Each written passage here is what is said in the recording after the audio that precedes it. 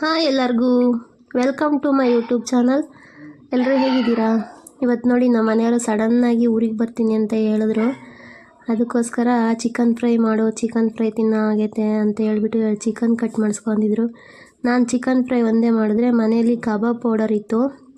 ಅದು ಅಂಗಡಿಯಲ್ಲಿರೋ kebab powder ಅಲ್ಲ, ನಮಗೆ ಮುಸ್ಲಿಮ್ಸ್ ಒಬ್ಬರು ಪರಿಚಯ. ಅವರು ತುಪ್ಪ ತಗೊಂಡು ಹೋಗಕ್ಕೆ ಬರೋರು. ಅವ್ರನ್ನ ನೆಕ್ಸ್ಟ್ ವೀಡಿಯೋದಲ್ಲಿ ತಪ್ಪದೆ ಶೇರ್ ಮಾಡ್ಕೊಳ್ತೀನಿ ಅವ್ರ ಫೋಟೋನ. ಶಿರಾ ಅವ್ರದ್ದು.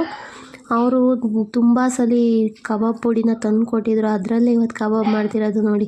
ಅದಕ್ಕೇನು ಹಾಕೋಗಿಲ್ಲ. ಅವರು ಮುಸ್ಲಿಮ್ಸ್ ಮಾಡೋ ಕಬಾಬ್ ಅಂದರೆ ಸಖತ್ತು ಇಷ್ಟ. ನಮ್ಮ ಮನೆಯವ್ರಿಗೂ ಅಷ್ಟೇ, ನನಗೂ ಅಷ್ಟೇ.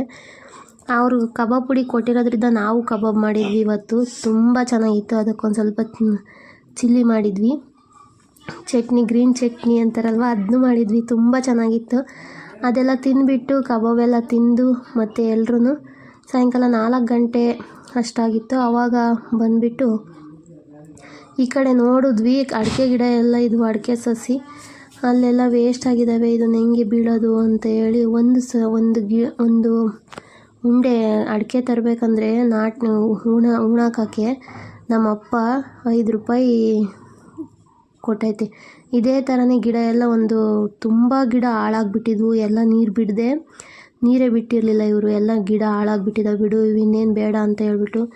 ನಾನು ನೋಡಿದ್ರೆ ತುಂಬ ಬೇಜಾರಾಯಿತು. 20 ಸಸಿ ತುಂಬ ಚೆನ್ನಾಗಿ ನೀರು ಬಿಡದೇ ಇದ್ರೂ ತುಂಬ ಚೆನ್ನಾಗಿದ್ವು.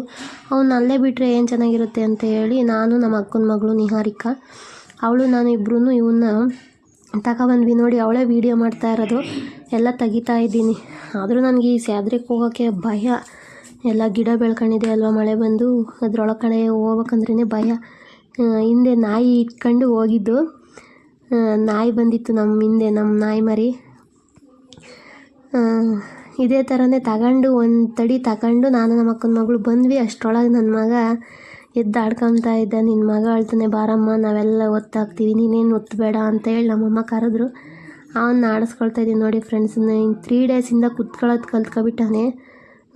ತುಂಬ ಹಠ. ಕುತ್ಕೊಬಿಟ್ರೆ ಸಾಕು, ಅವನ ಪಾಡಿಗೆ ಅವನು ಆಡ್ಕೊತಾ ಇರ್ತಾನೆ. ನೋಡಿ ಎಷ್ಟು ಚೆನ್ನಾಗಿ ಆಡ್ಕೊಳ್ತಾನೋ. ಇದೇ ಥರನೇ ಇವತ್ತು ದಿನ ಇದರಲ್ಲೇ ಕಳೆದೋಗ್ಬಿಡ್ತು. Okay friends, thank you.